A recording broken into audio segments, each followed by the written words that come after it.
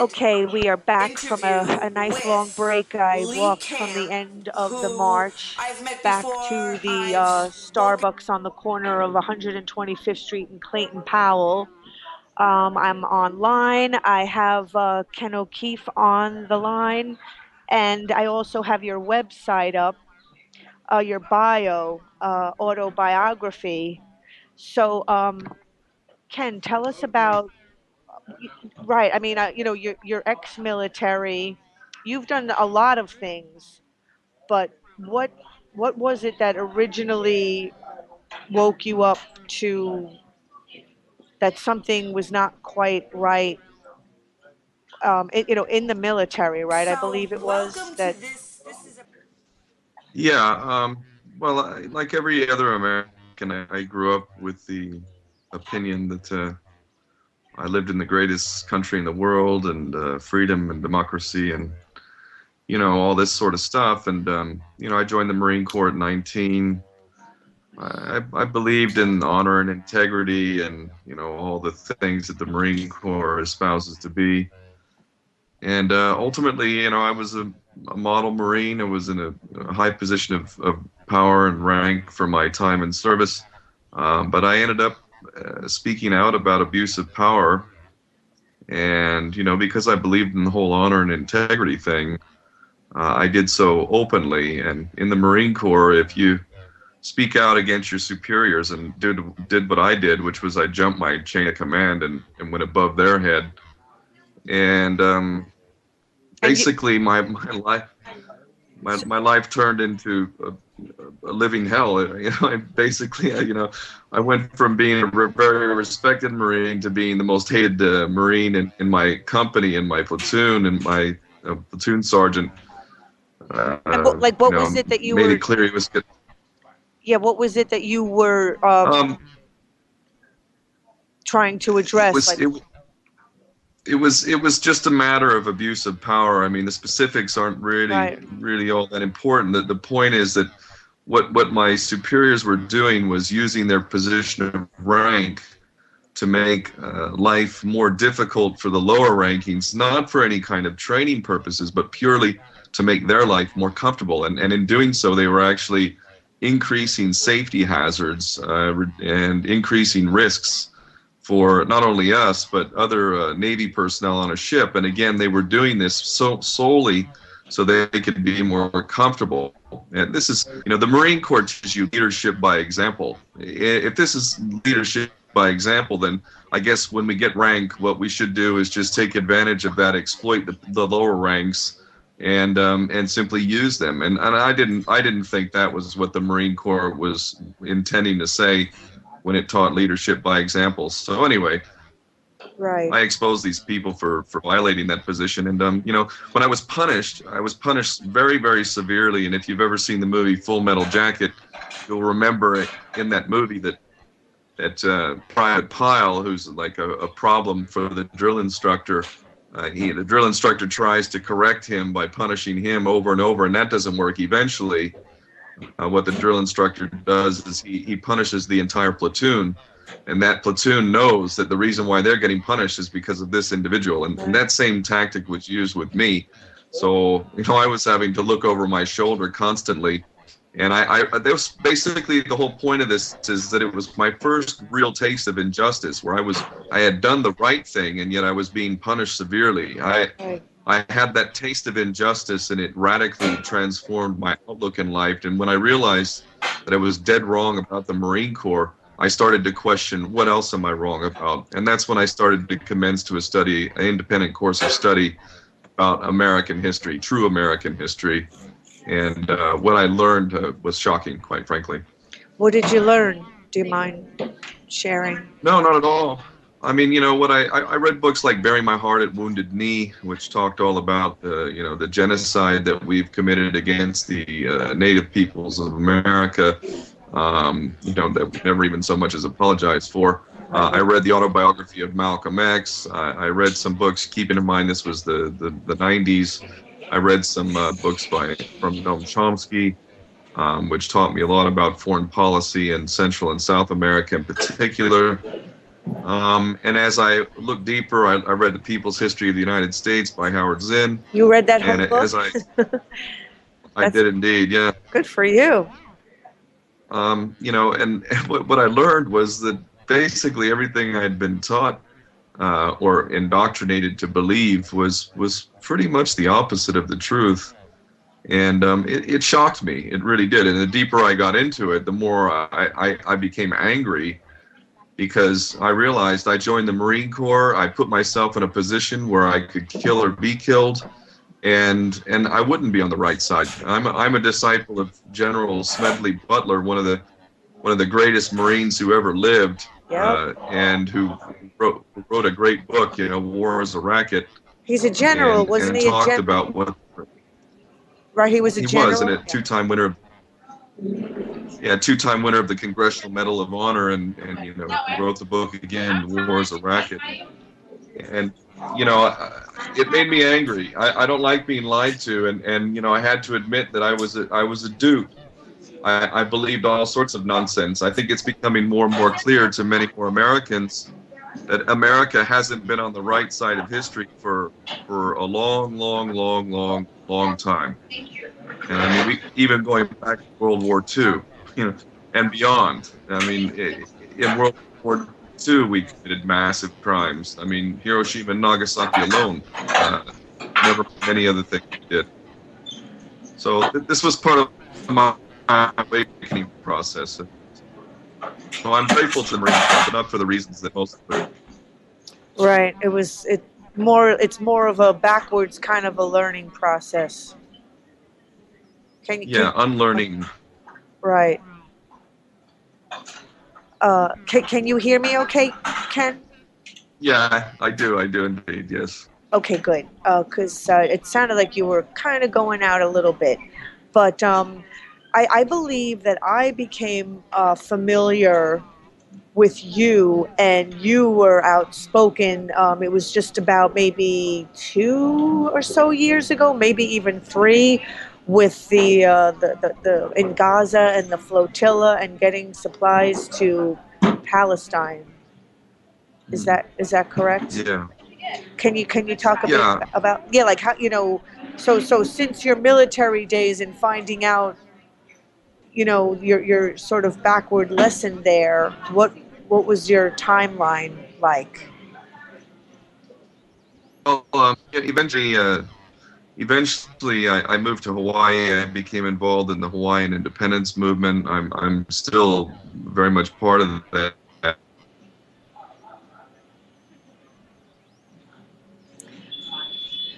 Hello. I think we lost him. And many Hawaiians haven't forgotten.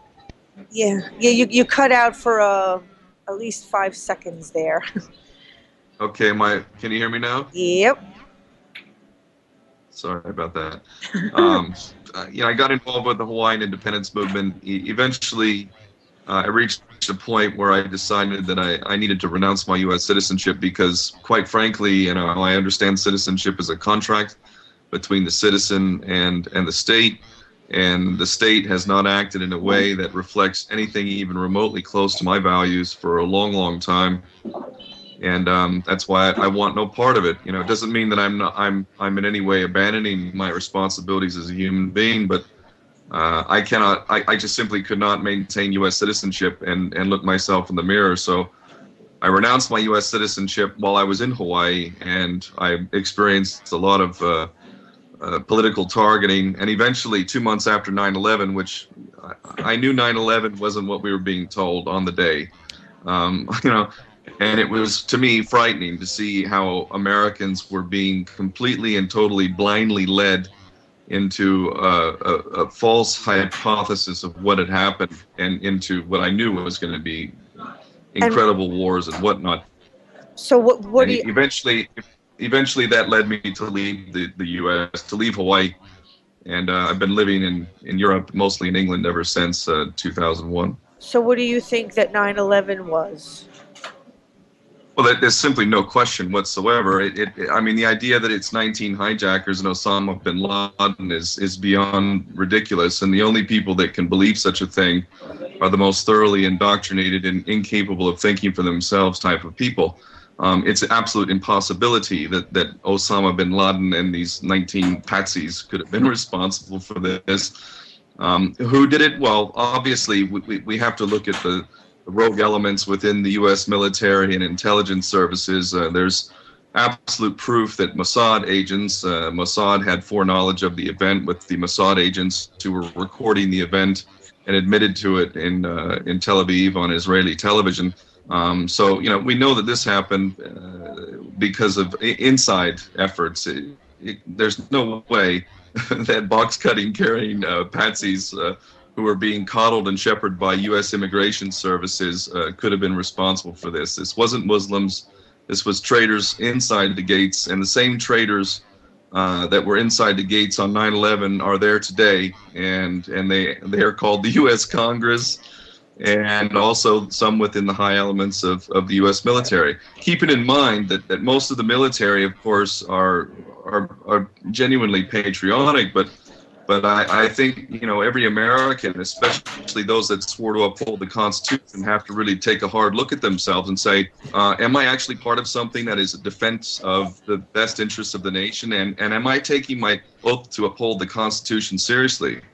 Because I don't know how any red-blooded American patriot can say that when the President of the United States is capable of signing a death warrant to kill anyone, anywhere around the world with no trial, no conviction, no nothing, including U.S. citizens. Exactly. I mean, I find it incredible that Americans have allowed the country to be flushed down the toilet as badly as it has, and I think it's a real disappointment. Do you think to that? say the least. Do you think that a lot of the soldiers in the military realize that they're really not there for what they were led to believe, and they stay anyway, or why? No, I have no doubt. I have no doubt that there are plenty of good people in the military, in the police, even in intelligence services, in the FBI. Unfortunately, it's the higher levels of all of these institutions which are corrupt to the core. You know, and sadly, the good people of lower rank are effectively working for corrupted institutions. And this is the reality. So I don't, you know, when I look at a Marine, or I look at a policeman, or I look at, you know, these people, I see myself. I really do, and I have no hatred or bitterness towards the American people, but I still find it rather shameful that we as people have not taken responsibility for the actions of our so-called democratically elected representatives, because the policies of America are a reflection of the American people, whether we like it or not. And if it doesn't represent us, then why are we tolerating this? Exactly. I mean, I've been in the street on numerous occasions. I mean, one of the last protests that we had was the war against Syria, which miraculously it actually seemed to work, and it helped to prevent, and they didn't end up occupying Syria, which is, I mean, it does actually go to show you that the people do have some effect. Like there's a bunch of things I kind of like wanted to go over. So right now I'm on your website and I'm looking at, you know, I clicked on Palestine, and it says truth. If I could just respond to that for 1 second.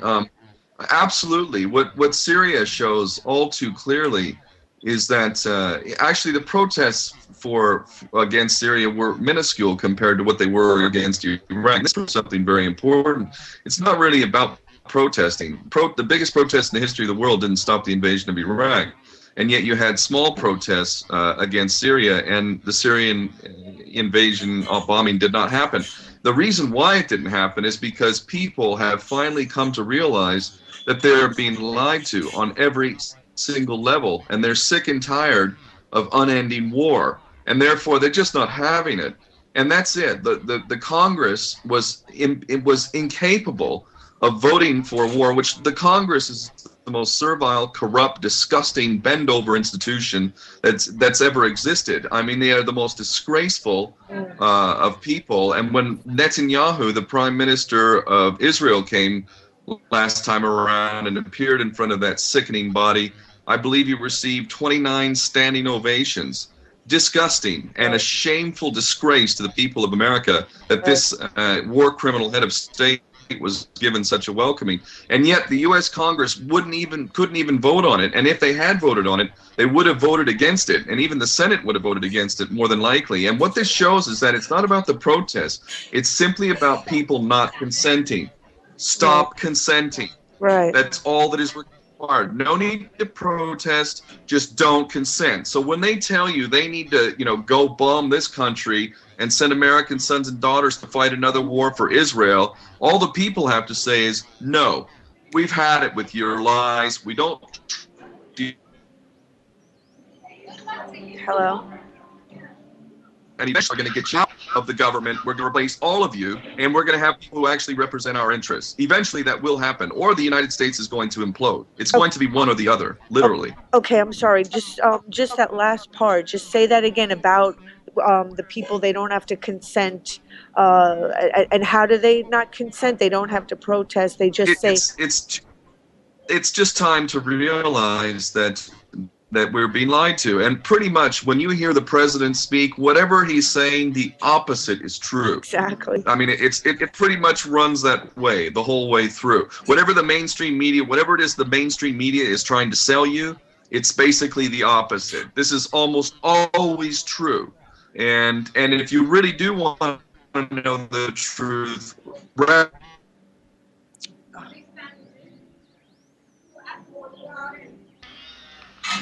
Lost him again. Hello? rather than just listening to what anybody says, including myself, you just simply need to retain a certain level of independent critical thinking.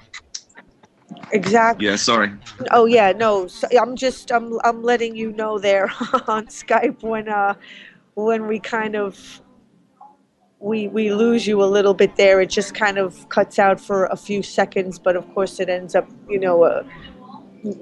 miss like vital words there. But I mean, right, I completely hear you, and you're preaching to the choir for me, because I've always felt, I've lived in this country all my life, and I've always felt I don't know how else to, the simplest way of putting it was always just a lack of fitness. Like, people were just not fit. Physically, mentally, spiritually. There's people don't live to their potentials. They don't even care to, it seems. It's like, whatever you got to do to get by, you just have your job, you pay your bills, and that's pretty much it. Nobody questions anything. And I was a big questioner. I mean, I fought really, I started questioning authority like really early, and of course I got pretty bashed for that also, but yeah. Well, I can relate to that for sure as well. This Palestine thing that you have on your website, it says the truth is that European Nazi committed a horrendous crime against Jews, Gypsies, and others, and somehow it was the Palestinians who paid the price. The truth is that the formation of Israel is far worse than the ethnic cleaning of Bosnia, and that Israel literally wiped hundreds of Palestine villages off the map. The truth is that Israel was founded with British and United Nations complicity in Israeli terrorism. The truth is that the formation of Israel, if played out before the eyes of the world, would be uniformly denounced as unlawful, and war crimes charges would have to be filed in order to effect justice. Everything I've said above is 100% true, yet propaganda machine makes these truths little known in most of America and much of Europe. As a result, what the Palestinians have endured for decades is wrenched beyond description when you factor in the continuing lies that make the victim the villain. And it goes on for a few more sentences. But yeah, talk about, because it was that whole flotilla and trying to get aid to Palestine that I first came to learn about you and what I mean, you're pretty much stepping up to the plate there. Well, here we go with another example of where things are exactly the opposite of the truth. I grew up in an America where, of course, we support Israel 100%, and the poor Israelis, they're dealing with these fanatic Muslim terrorists who want to drive them all to sea, who hate them because of their religion, and all of this is absolute nonsense. I've lived in Palestine. I've spent time with the Palestinian people. I've grown to truly develop a love and respect for them as a people, because what they've been through, if the truth be known, is really so horrendous that it would drive most Americans to a violent form of madness that I think would be hard to comprehend. Because the truth is, what they've been through is so hideous that it honestly is incredible how generally hospitable and generous they are as a people. They really are, overwhelmingly as well. They are overwhelmingly nonviolent. Yes, there have been suicide bombings, and yes, there has been resistance, violent resistance against the occupation and the crimes being committed against them. But when you look at the daily dealings of these people over the last many decades, the way they have dealt with it is actually overwhelmingly nonviolent and remarkably patient in terms of what they've actually had to endure. And this is the opposite of what we're told in America. And really, the American people, if they knew the Palestinians, would have to have a real love for them, as I do. And they just don't know them, quite frankly, because they've been lied to about them. Right. And what I was doing with the flotilla to take aid to Gaza was what any human being would do if you knew the truth about what's happening, because the situation in Gaza remains to this day a hideous example of collective punishment, in which over half the population is children. So we're talking well over 800,000 children in a captive population are being punished. They're now malnourished. They're being physically and emotionally traumatized on almost a daily basis. They're being deprived of the basic needs of any child, such as proper education, proper nutrition, proper health care. And all of this is happening in the 21st century, and all supposedly because some of their parents are terrorists, and therefore an entire population can be punished, again, including all these children. I find this to be disgusting, and I think any human being who's well informed with any compassion would feel an obligation to do something, especially if you're a parent and you have any idea what it's like for a child to be traumatized. I've met children that are so traumatized because of the continuous bombings and the hideous crimes committed in Operation Cast Lead back in 2008 and 2009 that wet the bed on a regular basis. We're talking older kids who wet the bed because they're so paralyzed with fear when they hear planes fly overhead. I ask people to imagine, when you hear a helicopter fly overhead, you don't really think twice about it. But when you're a Palestinian child in Gaza, and you hear a helicopter or a drone or an F-16 fly overhead, that can bring back memories to people that you know, loved ones that you know, who may have been blown to bits. Like, for instance, the Samuni family, who I've met, who had 30 family members killed in one fell swoop when they were herded into their own home, and that home was hit by rockets. So, this is the kind of thing that's really happening. And if the people of America knew the truth about this, boy oh boy, would they end the hideous amounts of money that are being sent to Israel on a daily basis. But of course, most of them don't know this. Exactly. What you're describing makes me think of, there's a woman, I don't know if you ever heard of Medea Benjamin. of Code Pink, who's done a lot of work on bringing awareness to, you know, drones and drone strikes. And you may have actually heard, because she actually spoke out to Obama at whatever the press conference, wherever the heck he was speaking.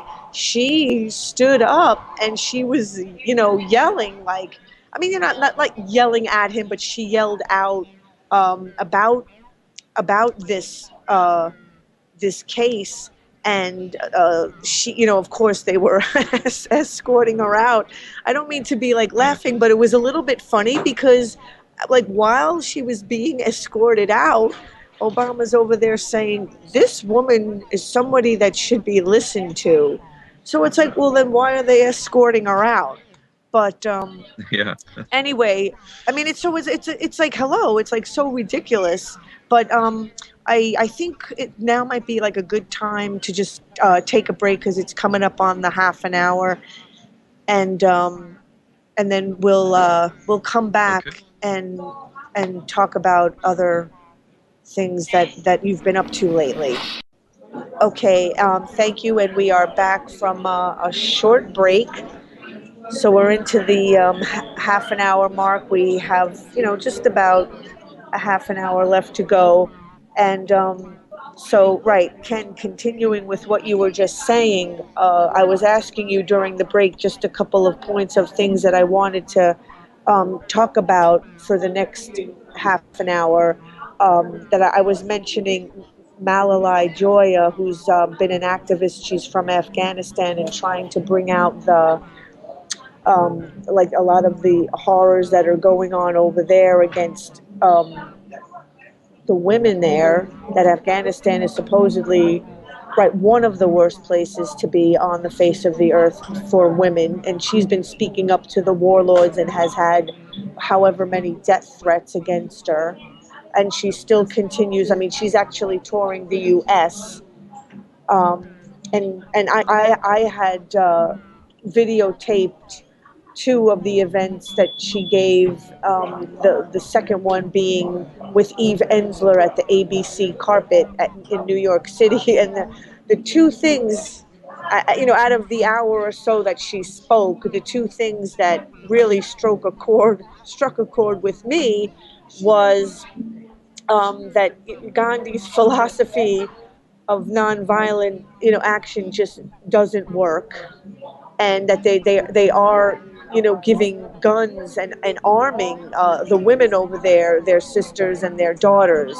And so you were just talking about an incident on the ship where you had an opportunity I forget exactly what you were just describing. Well, what happened? What happened on the Mavi Marmara, the ship that was heading to Gaza? Was the Israelis boarded the ship in international waters, and they repelled. They had their commandos, their equivalent of Navy SEALs, fast roped onto the ship, and the first ones that came onto the ship were immediately, they were already shooting people on the ship. I had come across the first martyr in the first few minutes of the attack, a man who was holding a camera who was shot between the eyes with one shot dead. So they were firing on people before they even came on the ship. So when they came on the ship, there were people on the top of the ship who were beating the Israelis, taking the weapons off of them if they could, and some of them were executed, shot and killed, and injured on the ground and executed and whatnot. I was involved in disarming two of the commandos myself, and I took a 9mm pistol off of one of those commandos, and I could have easily killed that commando. We had three of their commandos totally disarmed after they had killed several people. Ultimately, they killed 9 people, including one U.S. citizen, a 19-year-old kid. And you know, we could have killed them, but we didn't. But we did use quote violence to defend ourselves, and we used non-lethal force. And as a result of this, you know, the real criminal here killed 9 people in cold blood. They should have never been on that ship. They should have never been collectively punishing the people of Gaza. But Israel gets away with everything, including attacking the USS Liberty back in 1967, and most Americans don't even know that Israel killed 34 American sailors in cold blood, and the American government covered it up the whole way through. Anyway, going back to what you're saying, I'm a big believer in nonviolence. I really am. I think that nonviolence should be used to resolve every conflict at every turn. But in certain circumstances, and I think most Americans understand this, if you were in your home and an armed intruder came into your home, not many Americans are going to say you don't have the right to kill that person, or certainly to defend yourself with violence. So why would we have a double standard? If you live in Afghanistan, for instance, or if you lived in Iraq, and a country from halfway around the world invaded your country based on a pack of lies, would you have the right to defend yourself in your country? Of course you would. And Americans should be the first ones to understand that, because they're such big believers in the Second Amendment, many of them are, and ultimately the right to bear arms and the right to defend oneself. So this double standard that exists is really ridiculous. Violence is okay as long as we do it, but it's not okay when those that aren't approved, elements do it themselves.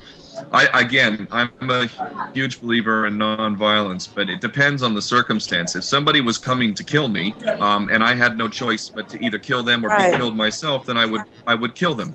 Absolutely. I would not want to do that. I would choose never to be in that situation, and I hope never to have to do anything like that. But of course, I will defend myself.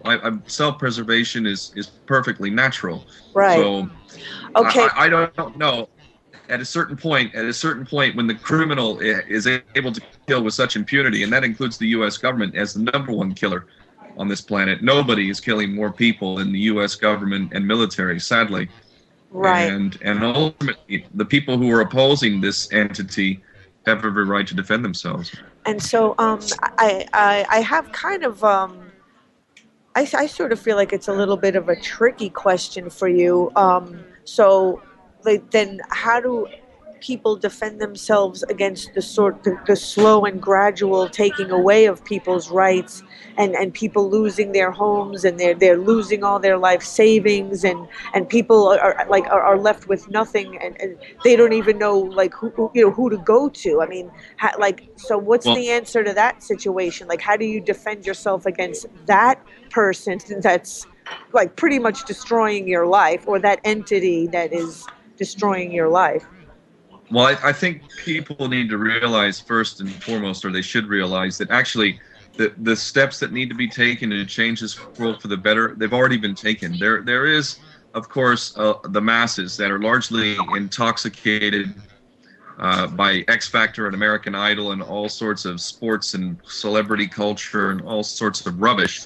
But there is, more importantly, a growing minority of people that are becoming more and more engaged and aware of the world they live in. And it's this segment of the human population which is the most important of all, because people, unfortunately or fortunately, depending on how you look at it, are followers. They will follow the most ridiculous rubbish on the planet if it seems the most compelling to them. And that's what has allowed America to deteriorate as far as it has, because they have bought into the rubbish that has been provided to them. But more and more people are not buying the rubbish. And the most important and valuable and incredibly powerful weapon of all is not the gun, but in fact the truth. And I believe in what Jesus Christ supposedly said, and the truth shall set you free. So everything that can be done to understand what is truly happening in this world, to expose the truth, to confront the truth, to accept the truth, and deal with the truth, is what needs to be done. So, and the biggest truth of all is that ultimately we are all brothers and sisters in one human family. What is good for your brother and sister next door is also what's good for your brother and sister halfway around the world. And all of us, black, white, Asian, American, Muslim, Christian, atheist, Hindu, Buddhist, American, British, Indian, whatever, the vast majority of us, the working class people of the world, we all have the same basic goals in life. This is something I've learned by traveling around the world. People basically want the same things. And last particular 12 years in particular, there's been this vicious misrepresentation of Muslims, and ultimately this is a lie that's meant to instigate or manipulate the people into supporting unending wars, and that's a lie. And you need to see it for what it is, as a lie, and you need to understand the truth. And the truth is that people around the world, even Muslims, want basically the same thing that Johnny wants next door, and little Cindy wants next door. So then, so I'm going to bring up next was another thing that, Malalai Joya did talk about, was that there really is this oppression and violence against women in Afghanistan, and supposedly that's why the U.S. military is supposed to be over there, but in actuality, Right. they're really not. And No. so, the reason why I mentioned it is, so there is genuine like violence Well, against. yeah.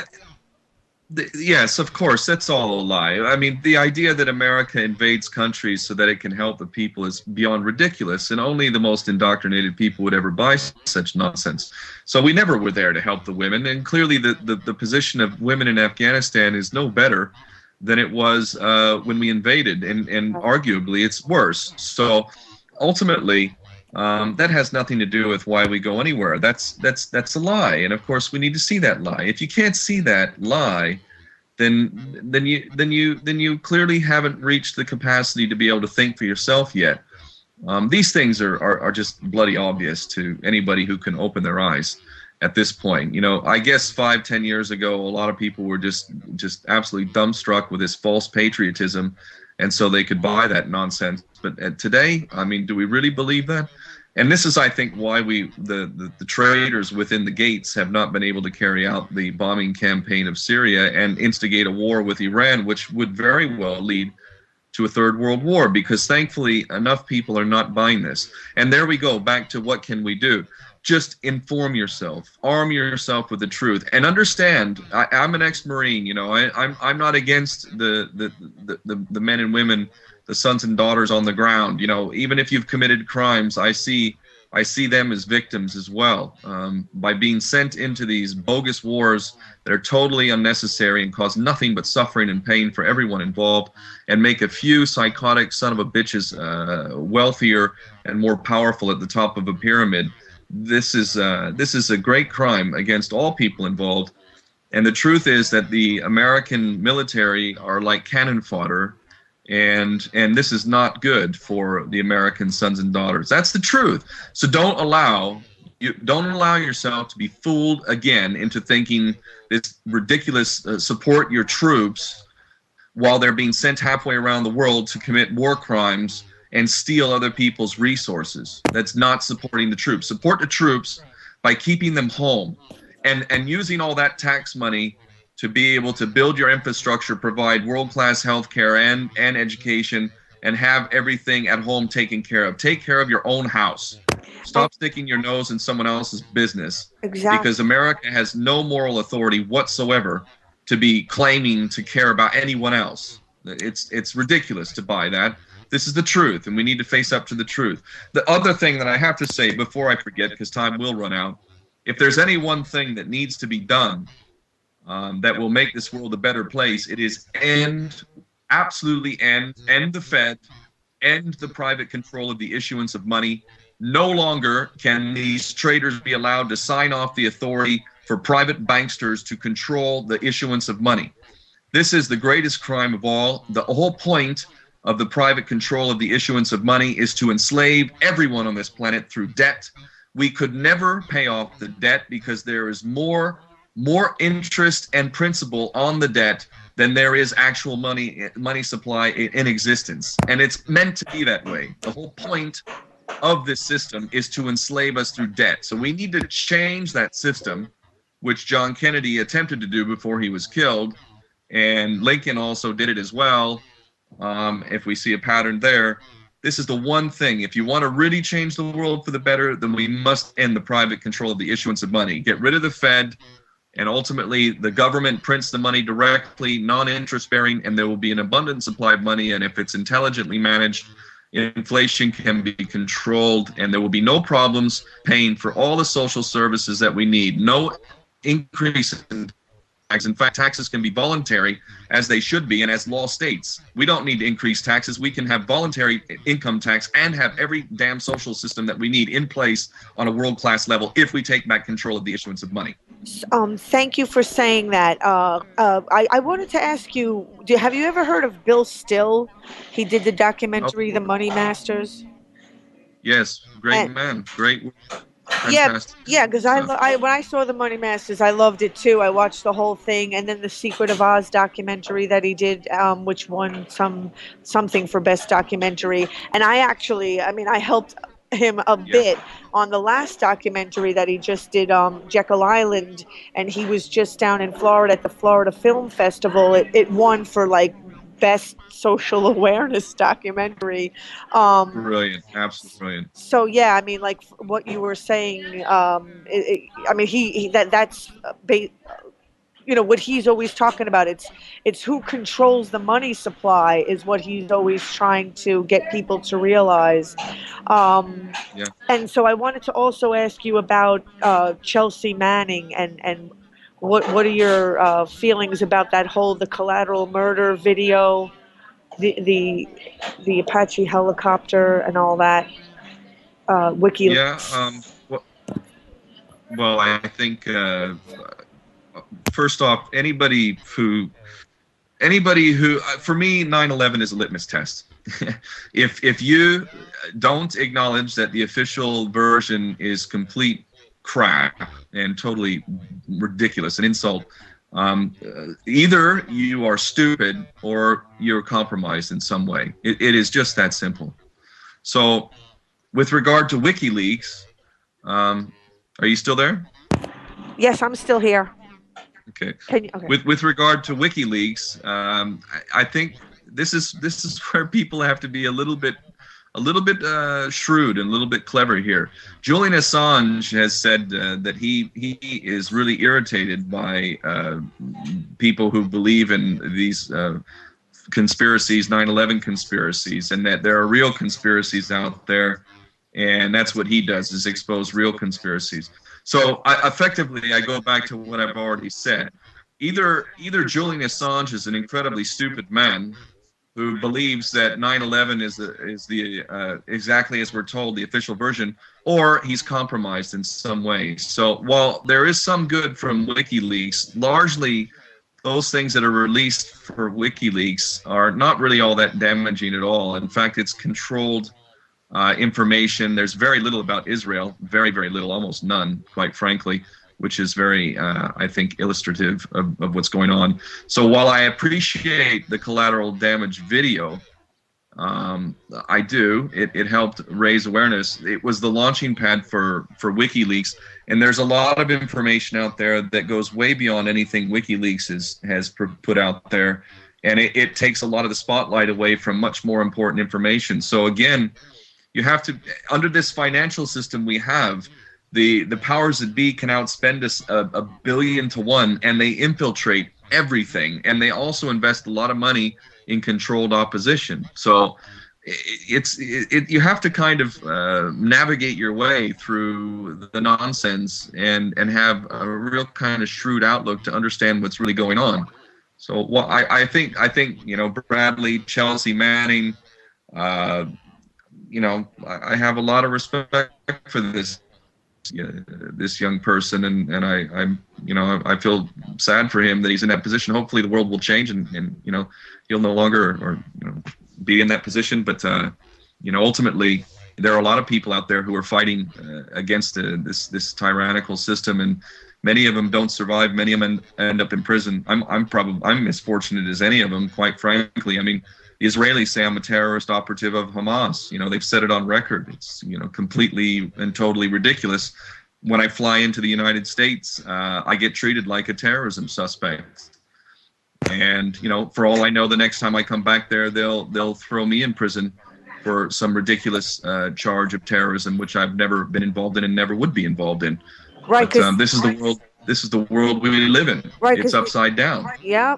They were even trying to say that Glenn Greenwald should have been arrested for, Yeah. speaking with Edward Snowden and all this. What are your views on Edward Snowden?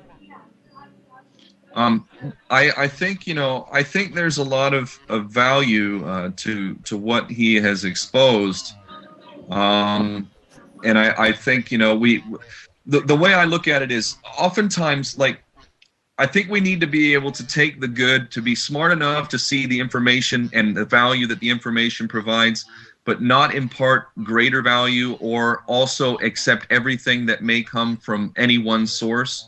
So I think there's a lot of value to what Edward Snowden has exposed.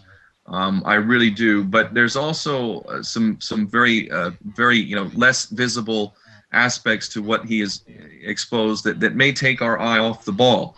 And you need to be aware of that. I mean, again, there are a lot of other things happening beyond, okay, yes, NSA is spying on everybody, that are very important. So let's not get completely fixated on just what he has done. As far as Greenwald and the Guardian in England is also, the Guardian newspaper is being apparently attacked quite seriously by the British government here for actually breaking that story. I'm actually happy for all this because the veneer of democracy and liberty and whatnot is being peeled away, and we can see the naked reality of tyranny that is the Western nations of the world, including the United States in the most graphic form, which has a dictator for a president. Although he's really nothing more than a puppet, he has the authority as a puppet to be able to kill anyone, anywhere, anytime, with no trial, no jury, no nothing. And if that ain't the definition of a dictator, I don't know what is. So let's be honest about it. We don't live in a democracy. We haven't lived in a democracy. We live in a dictatorship, and the government can do whatever the hell it wants. It makes up the rules as it goes along, and ultimately that's the reality. So I hope, in a way, if they need to arrest me or Greenwald or other people, however many of us need to be arrested or killed before the rest of the people wake up, I don't know. But eventually the people are going to need to wake up and realize in sufficient numbers that their country's been hijacked.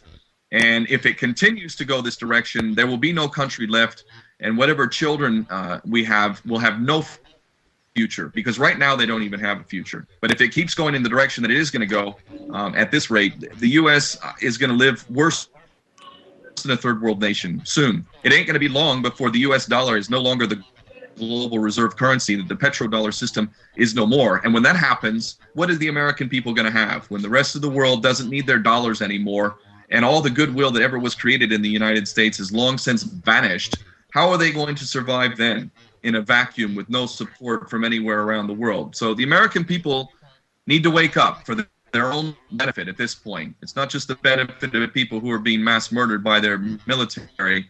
It's their own butts that are on the line right now. So I hope more Americans do that. I hope more Americans, especially those who took an oath to uphold the Constitution, take that goddamn oath seriously. Did you take that oath or not? And if you did, you better take that oath seriously. Otherwise, you're not a patriot. You're a traitor, or you're collaborating with treason. So, this is the reality. This is the truth. It may not be comfortable to face, but it's the truth nonetheless. I know I'm like high-fiving you over here. I think there actually might even be a little high-five emocon on Skype that I'm just sending your way, because I mean, I try to just tell this stuff to people all the time, but I mean, I'm like a nobody. I have like no leverage, and people have literally been trained to even That's not true. That's not that's no, that's not true, sister. It's not true. It's not true. And one of the things people say is what can I do? I swear that the most effective means of affecting change in this world isn't you or me or any one individual. Even if some of us have a larger platform, it is impossible to measure the effect of one-on-one conversation. Once you arm yourself with information and then you talk to your wife or your husband or your brother or your sister or your children or your father, your mother, when you talk one-to-one about those issues which have been stigmatized and you start sharing some of the information, that is what makes more change than anything else. So it's not true. You make a difference. I make a difference. Every person makes a difference. The question is, to what degree do you make a difference, and in what way do you make a difference? But everyone makes a difference. No, I agree with you. I believe that people need to be rallying for one another, and families and friends and communities need to be rallying for one another, and being behind one another. And I mean, in my experience, it's kind of been a bit of a breakdown in that area, and it's definitely going to be a process for people to start learning how to come together, learning how to communicate. I mean, when I was growing up, I was always looking and reading and learning about, communicating and how to have really strong and healthy and loving families and loving relationships, because the ones that we're sort of taught to accept are a little bit less than healthy, in my opinion. So and I've been trying to preach that for I can't even tell you how long, and it pretty much falls on, I don't get a lot of slaps on the backs, to say the least. But I really do think in time people are gonna realize, what is valuable, and this, this piece of paper that people think is the be all and end all, that doesn't have the value that it really does. It doesn't have the value that they believe that it does, and that they give it, and that it actually is at the expense of real value. Like what kind of makes me a bit nervous is when I see people devaluing one another for this piece of paper, rather than making, I don't know. It's just me. Like, I have these things called like human currency. I mean, things like courage, things like just helping your neighbor, listening,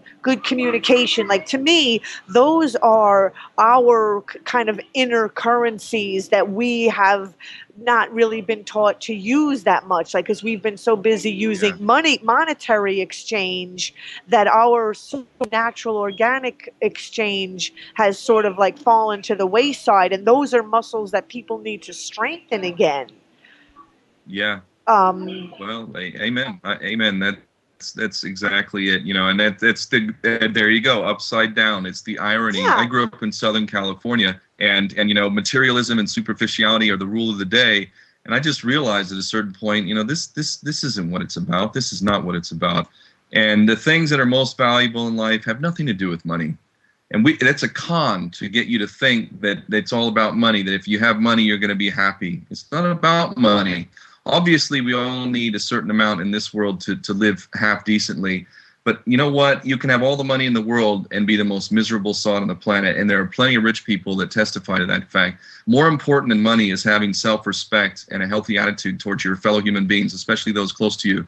And I agree with you. These things, courage, integrity, honor, strength of character, these are the most valuable things we have. We should never give them up for anything or any price. Right, like the people, I just have this thing about like living to your full potential. Like, I mean, it's clear that so many people, masses of people, are not living to their full potential, and it's like it's as if people are afraid to own their power. Like, they're afraid to find out who they really are and that they are powerful.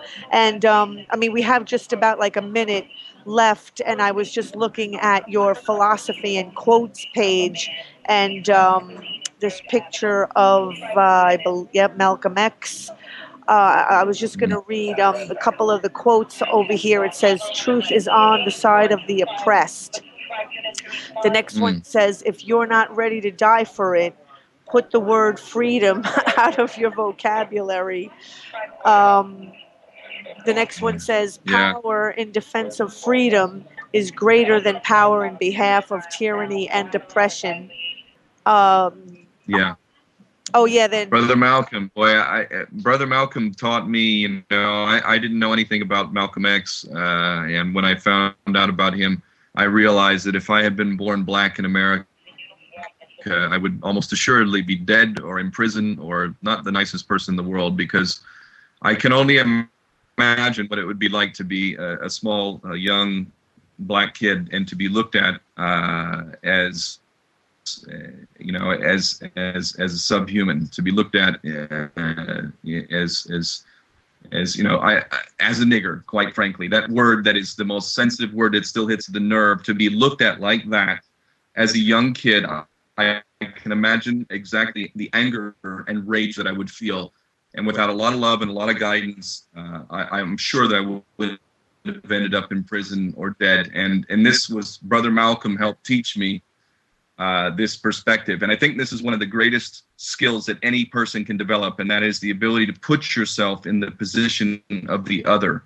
The more that you can do that, the better person you will become. If you can put yourself in the position of the woman in Afghanistan or the child in Afghanistan that's not able to go to school, the black person, a young black kid who walks into a department store and gets looked at as less than human. If you can live the life of a Palestinian and put yourself in the position of a Palestinian and what they're dealing with, ultimately, the more people that you can do that with, the more perspectives you can empathize with, the better a person you will become. But Brother Malcolm helped me understand what it was to be black in America. If I can just chime in, like, because what you just said made me think of, like most of my entire life, I've always been a health person, a health and fitness person on all levels, because that's what helped me to survive. And I am like this huge advocate for nature, and what I see is on all levels, nature's process being eliminated out of like just about every single thing that we do, from the way that we grow our food, again, to the way that we raise our children, and what you were just describing about getting to know people, because of growing up in a lot of just domestic violence and divorce and things like that. I learned meditation and yoga in the early 80s, and I didn't even really learn exactly what it was about. It took kind of a long time before I feel like I got it. I mean, I'm a firm believer in just being and living in the present moment, like Be Here Now was a book that Ram Dass wrote a long time ago. But, getting to know people, slowing down is, to me, is what incorporating nature's process back into life is all about. Uh, cultivating. It takes time to cultivate, like, because we live in this instant gratification, nobody really grows, most people don't grow their own food or, animals or whatever. They go to the supermarket, everything is pretty much, pressing a button and things are done for you. And so people don't know how to cultivate anything anymore. Relationships as well, I feel, takes, I think of, people want and want and want, like they want other people to be what they want them to be, but they don't they don't cultivate. You can't expect to get out of a relationship what you don't put into it, just like you can't go to your ATM machine and expect to withdraw money if you haven't made deposits. And so, and it's the same thing with our bodies. I mean, you have to cultivate your health. You can't just, and I feel like we live in a world that just takes and takes and takes and takes and takes. And I mean, it really is like I'm going to start saying it. Like, people were always mad at me for saying this, like when I was young, but now that, more people are kind of, speaking out, I'm going to start talking about it whether people like it or not now, because to me, like, that is sort of the core of it. It's the way that you learn in your house that, to me, I think the reason why people are so dumbed down is the breakdown of the family system, and two parents having to work because of the devaluation of the dollar, and Yeah, yeah, the women's lib movement being funded by the Rockefeller Foundation because they wanted to break the family up, and they weren't able to tax half the population before. And yeah. I mean, I believe that. I mean, it makes The welfare system paying a mother more money if there's no man in the home. Yeah, You I know? mean, how unbelievably, like I mean, the word sick just doesn't even. I mean, it's a debt based system to be having kids and then passing just no family values down to the next generation, not teaching kids to speak truth to power. I mean, parents should actually be encouraging their kids to call them on their stuff.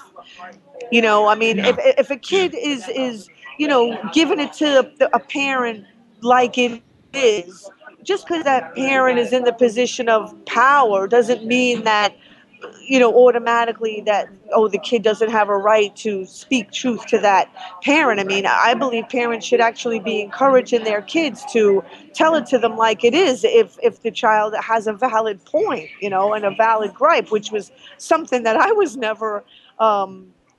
It was always, oh, I'm in the position of power, so even even if I'm wrong, it doesn't matter, kind of thing, which is ridiculous. But anyway, I We're on the same page on more than one level. I just quickly on, I don't go to doctors because they're glorified drug dealers, quite frankly, and I know if I wanted to, I could get drugs without going to a doctor, and I don't use drugs either. And I've eaten a sensible diet, been vegetarian for over 20 years, but I eat mostly as much raw food as possible, locally grown. Just these basic things that people have no comprehension of are all part of being a healthy human being. You have to put quality food into your body to get the most out of it. You also need to put information, quality information, into your brain. If your brain is merely regurgitating trivial pursuit questions, the brain gets weak like a muscle. It needs to be exercised. Our spiritual growth is the same. We need to challenge it and exercise it. All of these elements, physical, mental, spiritual, are part of being a healthy human being. And what we've done has been degraded down to a point of materialism, which really just cheats us of all of the higher virtues of life. And you can't control somebody who isn't bound by these materialistic pursuits. And this is, to me, the key to unlocking the door to human potential that you talked about earlier. And because everything is happening so slowly and gradually, like, people just don't realize that, I think people have more like mental diseases. Like, I mean, you think of Alzheimer's or dementia. I mean, but Yeah. like we actually have diseases just like being dumbed down. I mean, that's a disease. Well, I think Alzheimer's and dementia are actually, in part, if not greatly, happen because the human brain is not being used. And if you don't use a muscle, the muscle will atrophy. So why would we think the brain is any different? If you're not using your brain, eventually it becomes so weak that you get into a state of dementia or Alzheimer's. I think that has everything to do with it. You look at people who live healthy, truly healthy, that they challenge themselves physically, emotionally, spiritually, their whole lives. They don't get dementia or Alzheimer's. It doesn't happen. People live to be 100 years old and they're physically and mentally sharp to the day they die. This is not normal to have a body that will allow you to function, but a mind that cannot function to the point that you can't even recognize your son or your daughter, your husband or your wife. This is not normal. This is partly due to not using our brain, to not using it like you not using a muscle. You have to use your brain in order to retain its full function. Absolutely, I couldn't agree more. I mean, I don't think people. I mean, if we even use half of what we have, I mean, in our physical bodies also. I mean, we're totally not Yeah. using our full capacity. That is for an absolute certainty. So Yeah. I quickly I switched to your spirituality page. I mean, it can, I mean, to a point, can, they can commercialize the heck out of that stuff, which is why you have to make sure that you have your genuine spiritual practices that you do, Yeah. in groups by And yourself. it's very unique. You know, it's very individual. It really is. I've never been into group think. You know, while groups have their place and can help guide us, you know, my form of spirituality is very simple. The basis of my spirituality is with the understanding of the one most important universal truth of all, and that is that we are all connected. All of us are connected. Whether we like it or not, we are connected. What's good for you is good for me. What's good for the ant and the tree and the bird and all the other things that live on this earth, what's good for them is good for me, because we are all one. We take care of others as we would take care of ourselves. It's a very simple, very, very simple ideology and a way of looking at life. That's the basis of my spirituality, and there's really no label for it. You know, it's not this group or that group. It's a very simple, basic, universal truth. Once understood, has to be applied in order for you to have any respect for yourself. And when you do that, you know, I don't know. I've been blessed over and over and over again, and I'm sure it has to do with this kind of outlook. Which is the reason why I've never, uh, ventured into the political or economic arena. I always stuck to simple and basic things like health, because that's the common denominator that does connect everyone. I mean, everyone needs, fresh air, clean water, good, loving, caring communities and relationships. And I think, constantly pulling people into that political talk and, left, right, Democrat, Republican, like I can't, I really, like, Yeah. I can't stand that stuff. I mean, when people talk about that, I mean, there's a lot of people. I mean, I've been involved in Occupy since before its inception, and a lot of people, I started going back to the alternative banking meeting, and when people, I mean, Chris Hedges is one of my favorite people, and he kind of has a bit of a lingo that I have to really read his stuff like really carefully to. And I Hmm. really like Chris Hedges a lot. Like, he's one of these people. I mean, he writes pretty morbidly too. Like, if we don't wake up, I mean, that's it. We're done. I mean, it's not that complicated. Um, and Hmm. I Hmm. think it's important to because what's missing from life is the simple and the basic. Like, they love speaking in such complicated jargon designed to throw people for a loop and keep you feeling stupid so that you'll give your power over to people to Yeah. And my thing, because I've been trying to teach myself all my life about standing up to authority, and the truth and the authority is within. And I'm a firm believer that whether it's a doctor or a mortgage broker, or right, a Wall Street broker, a hedge fund, or anybody else that you're dealing with, you need to build a bridge with that person. If that person is not going to take the time to explain things to you in a way that you can understand, and they're over there using all this jargon and making it like too complicated for you, you better get up and walk Mhm. out the door, because the Yeah. whole point of the job of that person should be to be taking the time to build that bridge and to connect you and make you feel like, okay, you understand this stuff before you go, not having, like, the little hidden things and the hidden fees and the words so small that you can't even read it or find it in the fine print. um, I mean, I mentioned that movie to you, Assault on Wall Street. I mean, uh, Yeah. It's definitely worth checking in. But yeah, so my laptop here is kind of getting a little bit low on battery. So is there any other what have you been doing lately? And then we'll kind of bring it to a close. Well, I'm producing some stuff for Press TV. Be Ken. coming out soon, and I'm going to have some involvement with a new channel coming out as well. So, I'm continuing. I think my focus is the truth, and to me, if we understand the truth, we can solve our problems. Did you say a new child? No, I've got a couple of those. Oh.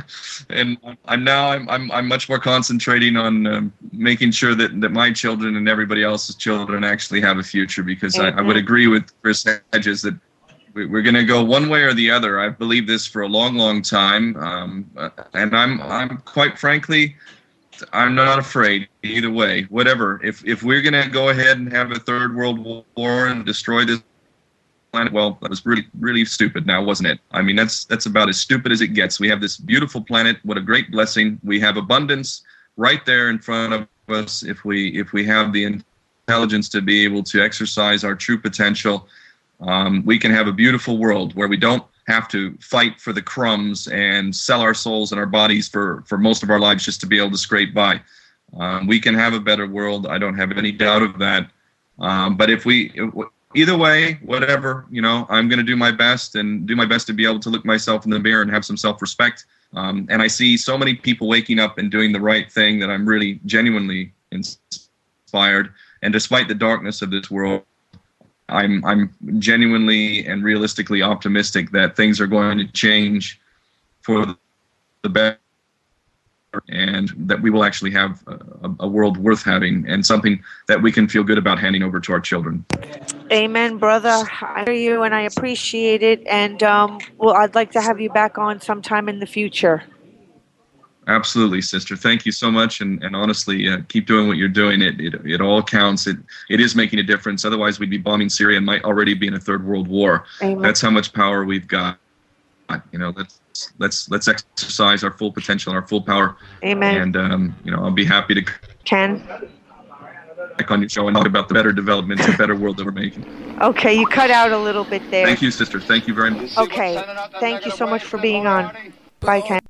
Okay, we are back. I just wanted to close with, I'm just going to read a bit off of Ken O'Keefe's website and his segment over here called Spirituality. It reads, "Blessed are those with peace of mind, and among the wisdom that has provided me this most beautiful blessing is that I acknowledge life as energy. There is no energy without life. There is no life without energy. Energy cannot be extinguished. Energy can only be transferred. This simple truth reveals that external life is within all of us. Our energy, spirit, our life source, or whatever we may call it, is eternal. The question, therefore, is where will our energy transfer when we die? I have come to understand that all life is connected. Our planet Earth and throughout the universe, it is purely a matter of conditioning and a poorly developed ego that allows the illusion of separation. This false separation manifests in the form of denial, which in turn convinces us that the unnecessary suffering happening over there does not affect us. We delude ourselves and reject responsibility for any of the suffering, even though it is carried out in our name and paid for by our taxes. We all too often ignorantly and cowardly cling to the lie that the distant suffering is divorced of us. This is false, and the minor ways that people are painfully afflicted with discontent, fear, anxiety, and an inescapable absence of peace of mind is the result.